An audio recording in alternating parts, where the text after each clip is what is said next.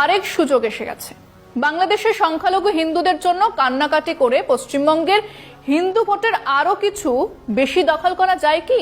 বা ধরুন, বাংলাদেশে মুসলমানরা হিন্দুদের উপরে ভয়ঙ্কর অত্যাচার করছে, এটা যত বেশি করে বলা যাবে তত হিন্দু মুসলমান ভোটের মেরুকরণ হবে আর বিজেপির সুবিধা হতে পারে।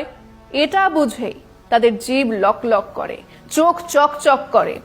আর বিজেপি সেই প্রচারটা চালাবে কি করে?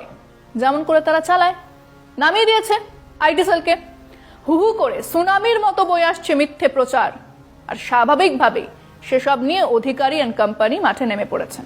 আগে হিন্দু মুসলমান ইন্ডিয়ার মধ্যে মারামারি লাগাই দিয়ে পরে রাজনৈতিক দলেরা ক্ষমতায় আসতো, ঠিক আছে। এখন বাংলাদেশি হিন্দুরা বিপদে আছে, এই ধরনের মিথ্যা প্রচার চালায় এখন আবার বাঙালি মানে ওয়েস্ট বেঙ্গল কলকাতার বাঙালি যারা আছে তাদের ভোট নেওয়ার সুবর্ণ সুযোগ দেখা তারা এই ধরনের মিথ্যা প্রচার চালাইতেছে। আপনি চিন্তা করেন, আমি বুঝি না, আমি কি ইন্ডিয়ার মানুষরা কি আসলে বোকাচোদা? হ্যাঁ, মানে কি জানি কয় ওরা এত বছর ধরে সেম স্ট্র্যাটেজি ইউজ করে তারা তাদের উপর ভর করে রাজনৈতিক দলের ক্ষমতায় আসতেছে, আর ওরা বোকাচোদার মতো এটাই বুঝতেছে যে হিন্দুরা আমার শত্রু, আরে মুসলমানরা আমার শত্রু। এখন এতদিন হিন্দু মুসলমান নিজেরা গৃহযুদ্ধ করে মারামারি করতো, এখন হয়েছে বাংলাদেশের উপর। যে বাংলাদেশে যা হইতেছে বা হয় না doesn't matter, they don't really care, just তারা ওইটুকু প্রচার করতে হয় যতটুক তার দরকার, যতটুকু তাদের কাজে আসবো।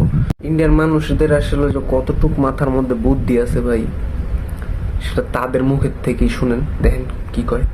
इंडिया की ना पब्लिक इतनी चूतिया है ना बहनचो, इनको चूतिया बनाना इतना आसान है ना। मैं बहनचो अपना पेशाब पिला के इनको बोल दूं ना पेशाब है मेरा, पी लेंगे भाई घट घट करके, बोलेंगे भाई दवाई बनाइए मेरे लिए।